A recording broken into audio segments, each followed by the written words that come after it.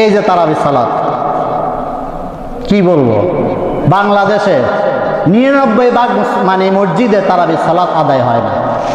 আল্লাহর সাথে ধোঁকাবাজি। বহুতবার আমি এই কথাটা বলি, পারি না, হেদায়েত করতে পারি না। তো সাধারণ মানুষে কি বলবো, আমাদের হাফেজ সাহেবরা, আলেমরা, মুসল্লিরা যদি হেদায়েত না হয়। কারণ হাফেজ সাহেব ভয়ে থাকে, ওই যে একদিন যদি একটু মানে ধীরে পড়ে, পিছনে মুসল্লিরা শুরু করে দিবে, এই হাফেজ সাহেব কী শুরু করলেন আপনি, বাপ দাদা সম্মত পেয়েছেন নাকি মিয়া, আমার সময় আছে না। আমি একদিন বলেছিলাম, কোরআন তেলাওয়াতের মূলত 2টা পদ্ধতি আছে। একটাকে বলা হয় তারতিল, একটাকে বলা হয় হদর। হদর মানে হাফেজ সাহেব বুঝবেন, হদর মানে হচ্ছে মুখস্থ করার জন্য দ্রুত পড়া, এটা জায়েজ। সেটা মুখস্থ করার জন্য হাফেজ যখন মুখস্থ করবে তখন সে হদর পড়বে, কোনো সমস্যা নাই।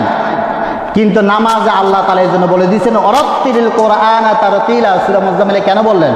কুমিল্লা